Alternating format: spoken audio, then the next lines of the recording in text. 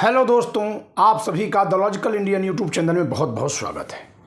मैं हूं एडवोकेट पंकज कुमार त्रिपाठी और आज मैं एक बहुत ही संवेदनशील, संवैधानिक, कानूनी और राजनैतिक मुद्दे पर चर्चा करने जा रहा हूं, जो सामाजिक रूप से बहुत गंभीरता से जुड़ा हुआ है।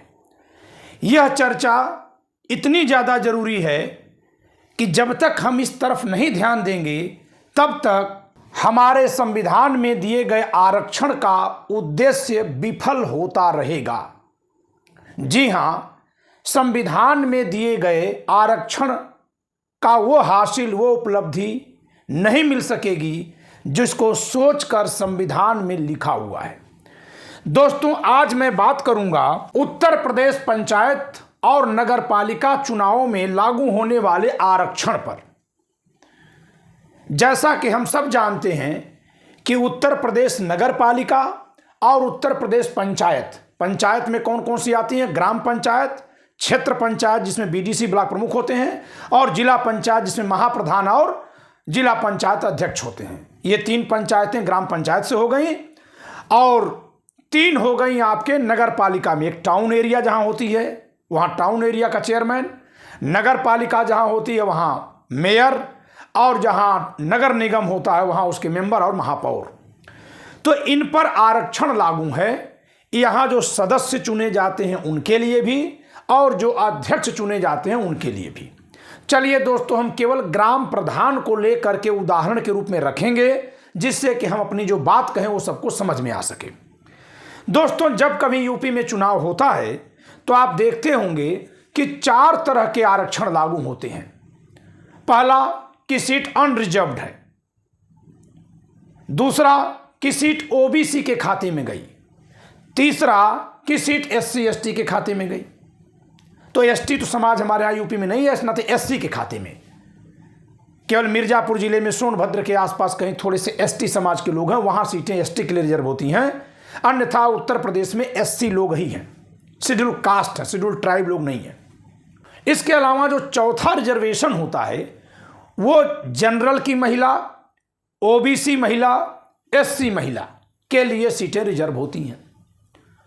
अब जरा हम देखते हैं कि हमारी सामाजिक अवस्था क्या है, देश की, प्रदेश की सामाजिक स्थिति कैसी है। दोस्तों, हमारे प्रदेश की सामाजिक स्थिति इस तरह से है। ये हमारा पूरा समाज अगर है ऊपर नीचे की तरफ, तो ये यहां हो गया जनरल, जिसको हम अनरिजर्व्ड कैटेगरी में रखते हैं, ये सबसे ऊपर दिखाई देता है। फिर बीच में समाज है ओबीसी और फिर आता है एससी। अभी हम एसटी को छोड़ देते हैं। ये समाज इस तरह से है ना। और अगर अब हम इनकी महिलाओं को देख लें तो जनरल की महिलाएं, फिर ओबीसी की महिलाएं, फिर एससी समाज की महिलाएं। आप ये नहीं कह सकते कि भारत में सभी महिलाओं की दशा एक जैसी है, नहीं। अगर जनरल कैटेगरी की महिला कहीं चुनाव लड़ रही है और एससी कैटेगरी का पुरुष भी चुनाव लड़ रहा है तो सामाजिक मान्यताओं के कारण से जो अंतर है वो इस महिला के पक्ष में चला जाएगा, ये पुरुष कमजोर पड़ जाएगा। एक सामाजिक मान्यताओं की बात कर रहा हूं। कहीं जागरूकता फैल गई हो, बदलाव हो गया, वो स्वागत योग्य अलग बात है। यही कारण है कि जनरल महिलाओं के पक्ष में भी आरक्षण तब होता है जब सीट जनरल होती है। ओबीसी के महिलाओं के लिए तब होगा जब ओबीसी होगी, और एससी महिलाओं के लिए तब होगा जब एससी सीट होगी। यानी इस तरह से देखें तो पहले समाज 3 वर्ग में, फिर हर वर्ग की एक महिला, तो 6 वर्गों में विभाजित है। अब इसको हम अभी महिलाओं वाले पार्ट को छोड़ देते हैं, अभी केवल हम समाज को लेकर चलते हैं। तो दोस्तों, इस तरह से अगर हम देखते हैं तो आप मुझसे 100% सहमत होंगे कि हमारे समाज में अगर ये 1 है तो ये 3 हैं और ये 2 हैं। क्रम यही है सामाजिक स्तर का, सामाजिक हकीकत यही है। समाज में जो वर्चस्व है, जो प्रभुत्व है, जो आर्थिक, राजनैतिक, सामाजिक है, वो इसी क्रम में है। व्यक्ति विशेष के साथ कहीं अपवाद जुड़ा हो कि कोई शेड्यूल कास्ट का व्यक्ति किसी गांव में अन्य लोगों से अधिक सम्मानित हो, उसका अपना आचरण है या समाज को उसने बदलाया, प्रभावित किया, वो एक अपवादिक बात है। लेकिन जो सामाजिक ताना बाना है, जो समाज की सामान्य मनोवैज्ञानिकता है, उसमें सामान्य वर्ग के लोग 1 नंबर पर तो ओबीसी वाले 2 नंबर पर और शेड्यूल कास्ट समाज तीसरे नंबर पर है। क्या आप ये कह सकते हैं कि ये इस तरह से नहीं, इस तरह से है, जब मैं दूसरा चित्र बनाकर दिखा रहा हूं?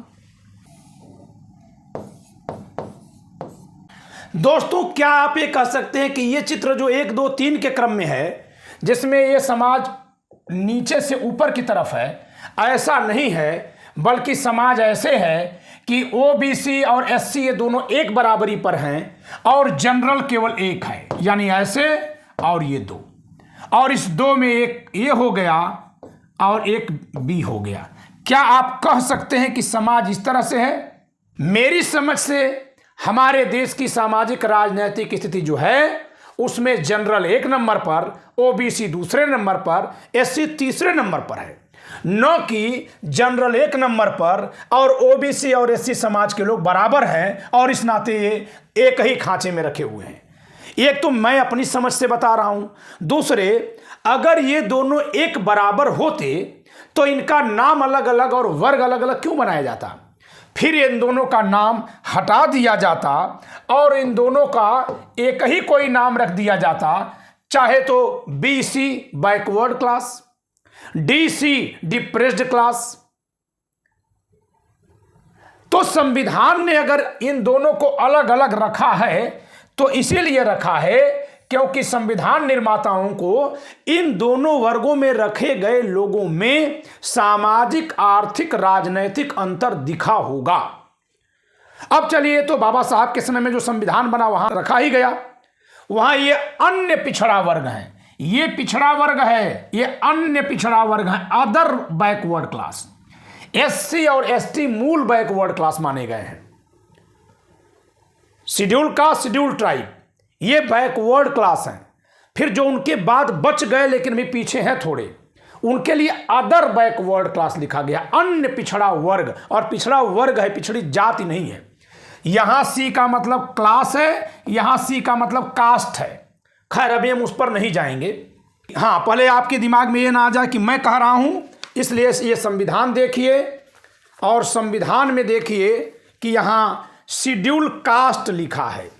ये देखिए संविधान का अनुच्छेद 243 घ आर्टिकल 243D, यहां लिखा है the schedule castes and the schedule tribes, अनुसूचित जातियों और अनुसूचित जनजातियों। यह अनुच्छेद 243 घ किससे संबंधित है? यही ग्राम panchayat, ward member, BDC, block प्रमुख, महाप्रधान और जिला पंचायत अध्यक्ष के पदों के आरक्षण पर है।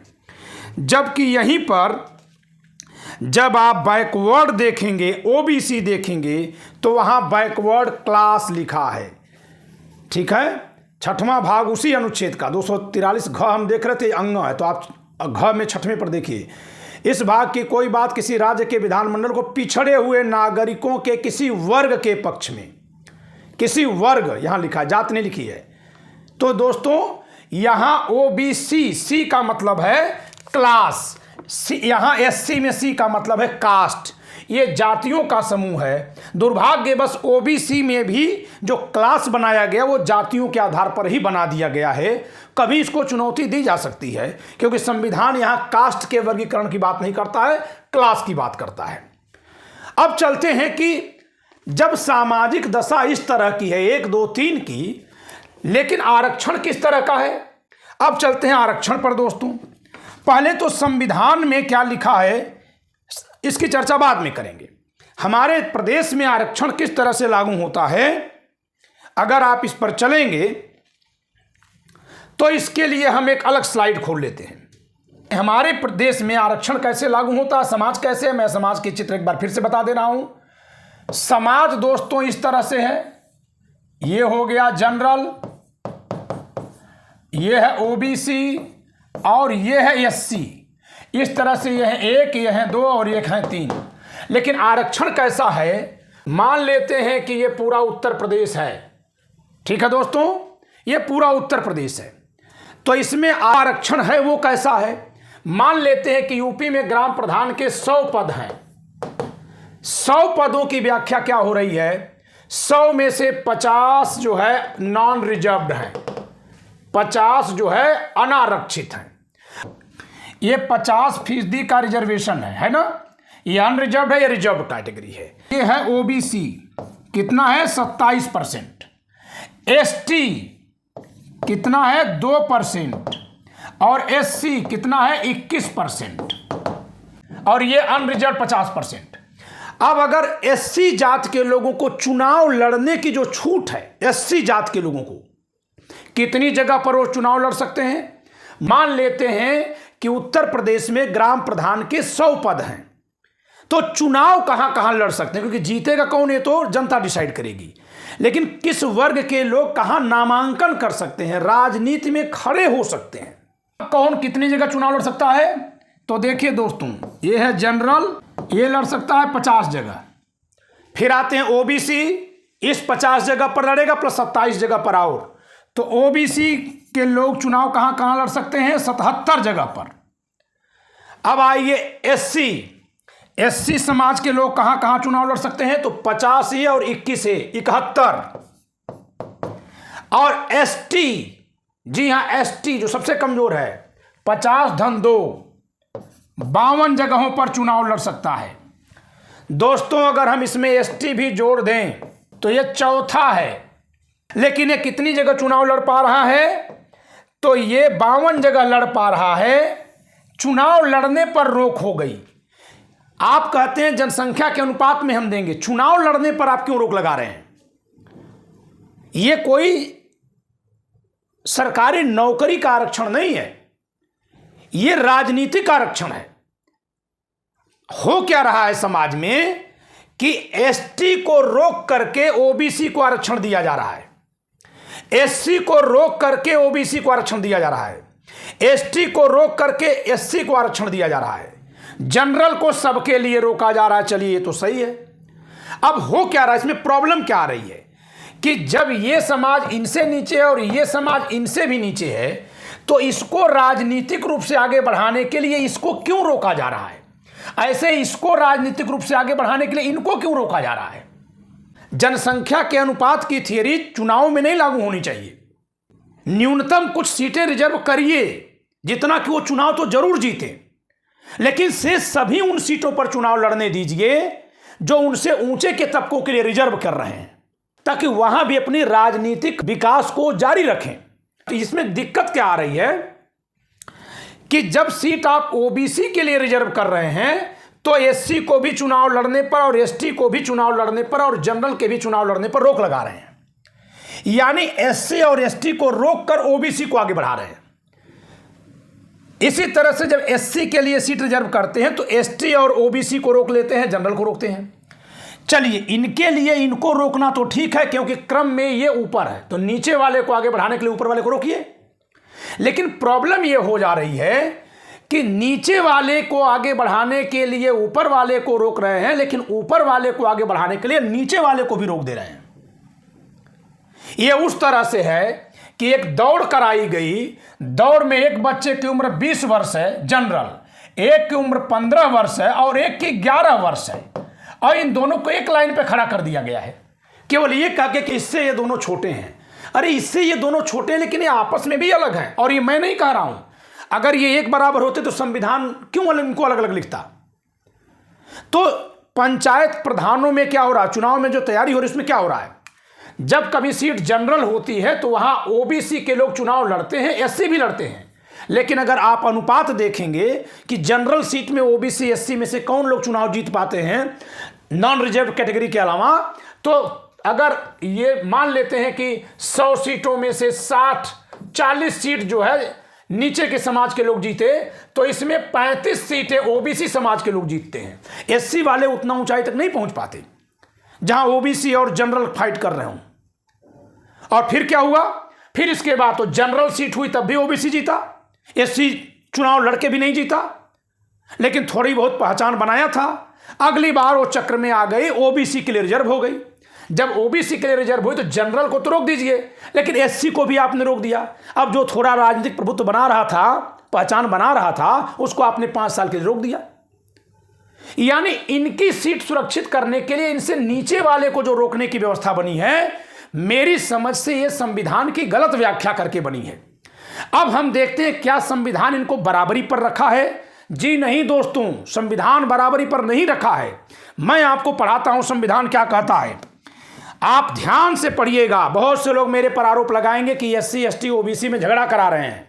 झगड़ा नहीं करा रहे हैं, लेकिन अगर जनरल OBC से SC ST से ऊपर है और इस नाते नीचे का आरक्षण जायज है, तो उसी तरह से संविधान और नंगी आंखें सबकी देख रही हैं कि OBC समाज भी SC से ऊपर है और इसी नाते उसको अलग वर्ग बनाया गया है। और अलग वर्ग ही नहीं बनाया गया है, संविधान में SC ST का जो रिजर्वेशन है वो अनिवार्य है, उसे लागू करना ही है, संविधान ने लिखा है।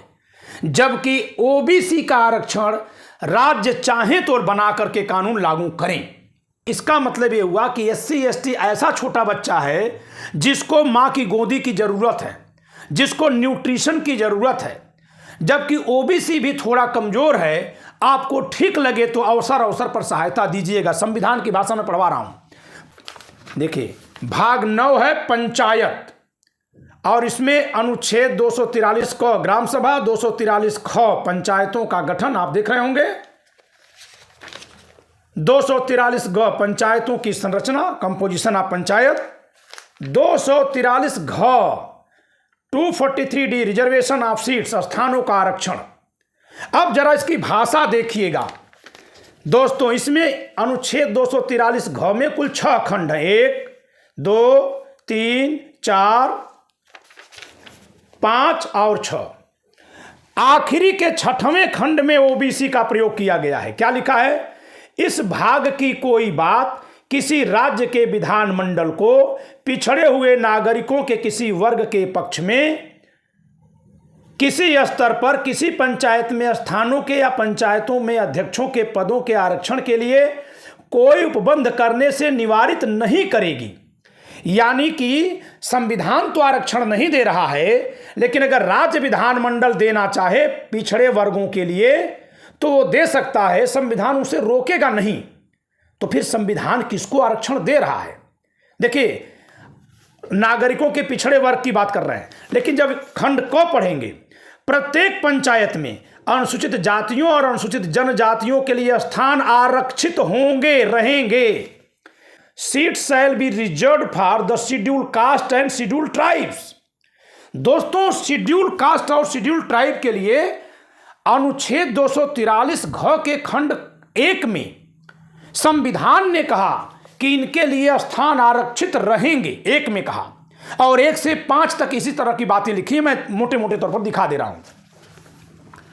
जैसे 2 में लिखा कि खंड 1 के अधीन आरक्षित स्थानों की कुल संख्या में से कम 1/3 स्थान यथास्थिति अनुसूचित जातियों से जनजातियों की स्त्रियों के लिए आरक्षित रहेंगे।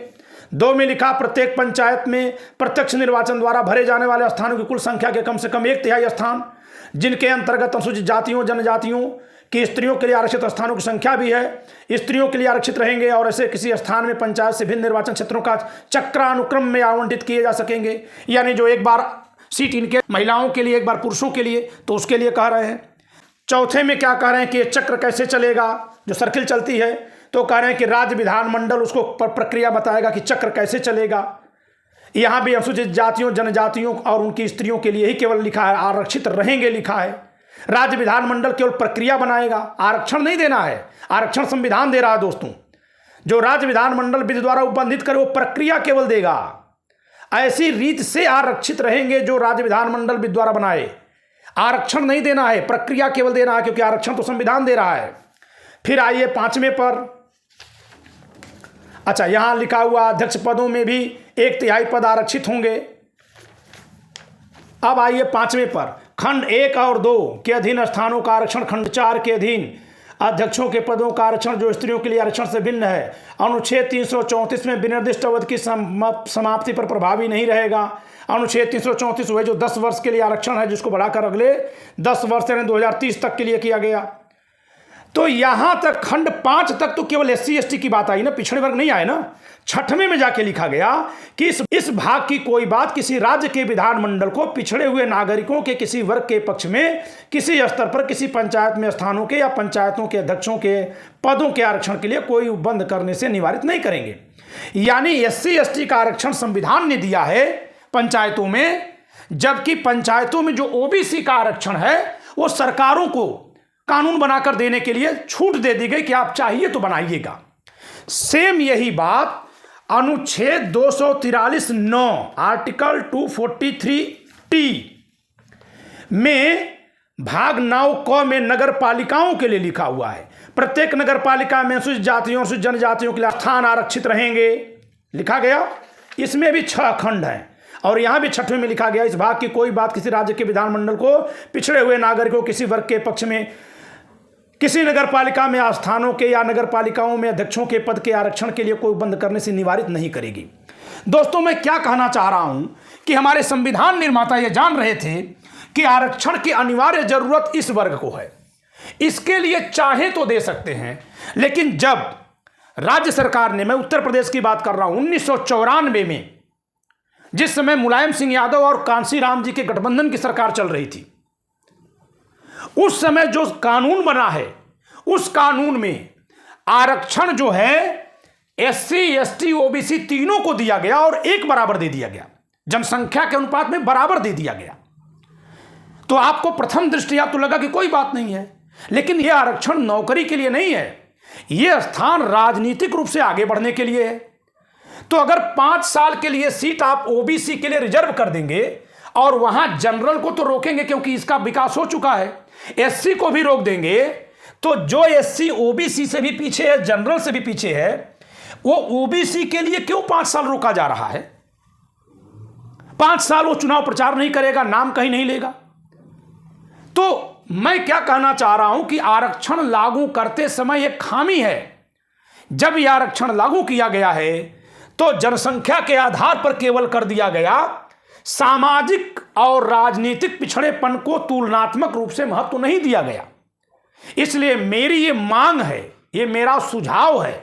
2016 में मैंने इसमें लखनऊ बेंच में पीआईएल फाइल की थी, टेक्निकल कारणों से फाइल करते ही मुझे वापस लेना पड़ गया था, क्योंकि अगर एक बार वो खारिज हो जाती तो दोबारा इस पर पीआईएल नहीं हो पाती। मेरा अपना मानना है दोस्तों कि इसमें व्यवस्था कैसे होनी चाहिए, तो होनी ऐसे चाहिए कि जो सबसे छोटा भाई है हमारा एसटी, इसके लिए 2% सीट रिजर्व होगी, जहां न तो ये बड़का भाई चुनाव लड़ेगा, न उसके बाद वाला लड़ेगा, न ये तीसरा वाला भाई लड़ेगा, केवल हमारा यही भाई चुनाव लड़ेगा। जिस दिन इसकी महिला के लिए सीट आरक्षित होगी वहां इसमें से पुरुष नहीं लड़ेंगे, केवल महिला लड़ेगी। ये मेरा अपना मानना है। अब अगली बात आइए, यानी जब एसटी के लिए रिजर्व होगी तब तो उसके पुरुष महिला दोनों लड़ेंगे, लेकिन जब केवल महिला के लिए हो जाएगी तो एसटी में भी पुरुष नहीं महिलाएं लड़ेंगी। अब आइए, जब सीट एससी के लिए रिजर्व करेंगे आप, तब तो एससी तीसरे नंबर का भाई है, चौथे नंबर पर एसटी है, इसको नहीं रोक पाएंगे, ये चुनाव यहां भी लड़ेगा। जब सीट एससी के लिए रिजर्व होगी तो एससी और एसटी दोनों चुनाव लड़ सकेंगे, लेकिन ये दूसरा भाई और पहला भाई रोका जाएगा। यहां तक कि एससी की महिला के लिए भी आरक्षण करेंगे तो भी एसटी की महिलाएं चुनाव लड़ सकेंगी। करिए व्यवस्था, क्योंकि ये इनसे भी नीचे हैं। अब इसी तरह से ओबीसी के लिए, जब ओबीसी के लिए सीटें आरक्षित करेंगे तो एससी और एसटी ये दोनों चुनाव लड़ पाएंगे। आने दीजिए समाज में ना, अगर समाज उनको लोकप्रिय मान रहा, चुनाव जिताएगा। सामाजिक कुरीतियों के कारण लोग उनको वोट नहीं दे रहे थे, सामाजिक रूप से हे मानते थे इसलिए नहीं दे रहे थे। ओबीसी समाज से वो नीचे का समाज है, आप ओबीसी को उठाने के लिए उसको रोक रहे हैं, यह गलत तरीका है। और यही कारण है कि 75 साल से आरक्षण है, एससी एसटी का आरक्षण और पहले से है, 90 के बाद ओबीसी का आरक्षण आया है, लेकिन ओबीसी समाज की प्रगति तुलनात्मक रूप से ज्यादा दिखी है एससी एसटी की तुलना में, हर जगह दिखी है। तो इसका यह मतलब नहीं कि इनकी प्रगति नहीं होनी चाहिए, लेकिन अगर ये खाई बनी रही प्रगति की, क्योंकि आपने दोनों को बराबर पे खड़ा कर दिया जो कि बराबर है नहीं, तो यूं जाएंगे। इसलिए इन दोनों के, तीनों के बीच भी भेदभाव खत्म करना जरूरी है। तो जहां ओबीसी के लिए सीट रिजर्व करिए वहां केवल जनरल को तो रोकेंगे, लेकिन एससी और एसटी के लोगों को नहीं रोकेंगे। जहां ओबीसी की महिलाओं के लिए सीट रखेंगे वहां एससी और एसटी की महिलाएं भी चुनाव लड़ सकेंगी, केवल पुरुष रोके जाएंगे। अब आइए आप, जब सीट जनरल होगी तो सारे भाई लड़ेंगे, सब लोग लड़ेंगे, लड़ते हैं। जब सीट जनरल होती है, नॉन रिजर्व होती है, सब लोग लड़ते हैं, स्त्री पुरुष सब लड़ते हैं। जब सीट जनरल महिला होती है तो सभी महिलाएं लड़ती हैं चुनाव की नहीं लड़ती हैं। तो क्यों? क्योंकि ये अनरिजर्व्ड है और इनसे नीचे वालों को अवसर मिलता है। तो जब इनके लिए रिजर्व भी करिए तब भी इनको और इनको, क्योंकि ये इनसे नीचे हैं, अवसर दीजिए। अब कोई ये कहेगा ये नीचे हैं, कैसे आपने डिसाइड किया? बिल्कुल डिसाइड किया गया है, संविधान की भाषा हमने पढ़ाई। संविधान निर्माताओं ने लोकसभा विधानसभा में एससी एसटी का आरक्षण दिया है। तो दोस्तों, अगर समानता चाहते हैं तो विषमता जो है उसे स्वीकार करना पड़ेगा। ये जो आरक्षण का तरीका, इसी में यहाँ एसटी भी बना लीजिए। ये तीनों क्या बराबर पर हैं? जी नहीं, ये तीनों बराबर पर नहीं हैं। इन तीनों को बराबर मान के जो आरक्षण दिया गया है, तो हकीकत में क्योंकि दशा ये है, इसलिए जब इस दशा को आप अस्वीकार कर दे रहे हैं आरक्षण में, इसको इस तरह से कर दे रहे हैं, तो ये तीनों ही आरक्षण के जरिए ऊपर उठ रहे हैं, बराबर जी नहीं। ये जितना ऊपर है, चूंकि ये इसकी तुलना में सक्षम ज़्यादा है, तो ये जनरल में तो क्वालिफाई कर रहा है, लेकिन एसटी और एससी लोग जनरल में कम जा रहे हैं। तो हो क्या रहा है, अगर आज आप डेटा निकाल दीजिए तो ओबीसी 27% तो इसका अपना हो गया, और जो जनरल कोटे में 50% है उसमें भी लगभग 50 में से 20 ले रहा है। तो इसका हो जा रहा है 47% के आसपास, जबकि जो 21% ओबीसी एससी है वो 21%। ये बहुत होता है तो 0.5% जनरल में क्वालिफाई कर पाता है, क्योंकि बीच में ये भी यहाँ खड़े हैं, इसको यहाँ से उठकर यहाँ तक जाने में बहुत मुसीबतें झेलनी पड़ती हैं। तो ये बहुत कर रहा है, तो 21.5 से 22% तक ले पा रहा है। तो आनुपातिक विकास अगर देखें तो जिसके लिए 27% रिजर्व है, वो अपने ऊपर होने का लाभ लेकर के 47% तक पहुंच रहा है, और इसी नाते समाज में ये इसकी तुलना में आगे बढ़ रहा है। जबकि जो 21% है वो क्योंकि तीसरे नंबर पर है और इसकी सीट को क्रॉस करके ही इसको यहाँ जाना है, इससे होते हुए जाने से मनाही है, इसलिए ये बमुश्किल 21 से 21.5 या 22% पर जा रहा है। और ये तो बिल्कुल भी नहीं जा पाता है क्योंकि बहुत नीचे है, तो ये 2% का 2% पर ही रुक जा रहा है। इस नाते ये जब इसके लिए सीट रिजर्व होती है तभी ये चुनाव जीत पाता है, अन्यथा तो ये सोच ही नहीं सकता। क्यों? क्योंकि आप इसको इनके लिए 5 साल और इनके लिए 5 साल 10 साल तो इसको रोक रहे हैं एसटी को आप चुनाव लड़ने से। जिन लोगों को सदियों तक चुनाव लड़ने से रोका गया है, उन लोगों को फिर अपने से ऊपर वालों के लिए चुनाव लड़ने से रोका जाना, यह संविधान की सोच के खिलाफ है। इसलिए मेरा यह विनम्र सुझाव है कि आरक्षण जो राजनैतिक है, मैं नौकरी के आरक्षण की बात नहीं कर रहा हूं, वो संख्या के अनुपात में रखिए, लेकिन जो राजनैतिक आरक्षण है, राजनैतिक आरक्षण की जरूरत ही नहीं पड़ेगी भाई। राजनैतिक आरक्षण की अगर बात करें तो ब्राह्मण अगर जात या वर्ण से देख लें तो अल्पसंख्यक हैं। अगर संविधान की भावना देखें तो आरक्षण तो उनको चाहिए, लेकिन क्यों नहीं दिया जा रहा है? क्योंकि सामाजिक आर्थिक राजनीतिक रूप से सक्षम है, अच्छी बात है, वो सक्षम है, उन्हें मत दीजिए आरक्षण। लेकिन अगर इसी कारण से उनको नहीं दे रहे हैं तो जो तुलनात्मक रूप से सबसे नीचे है उसको रोककर उसके ऊपर वाले को क्यों बढ़ा रहे हैं? सीट को ओबीसी रिजर्व कर दिया और एससी एंड एसटी को भी बाहर कर दिया। चुनाव तुम नहीं लड़ सकते, फॉर्म नहीं भर सकते, भरने दो फॉर्म ना, अगर जीत जाएगा तो ठीक है, कम से कम वो प्रतिस्पर्धा में रहेगा तो चुनाव की तैयारी तो करेगा। तो इसलिए मेरा मानना है कि उत्तर प्रदेश पंचायत राज और उत्तर प्रदेश नगर पालिका में जो आरक्षण की व्यवस्था है, जिसके जरिए ओबीसी के आरक्षित सीटों पर एससी और एसटी को रोकना और एससी के आरक्षित सीटों पर एसटी को रोकना, ये अन्यायपूर्ण है, ये राजनीतिक आरक्षण के उद्देश्य के खिलाफ है। ये राजनीतिक जागरूकता बढ़ाने के लिए जो आरक्षण दिया गया है, जो राजनीतिक रूप से चैतन्यता फैलाने के लिए आरक्षण का विधान किया गया है, उस उद्देश्य के विपरीत है।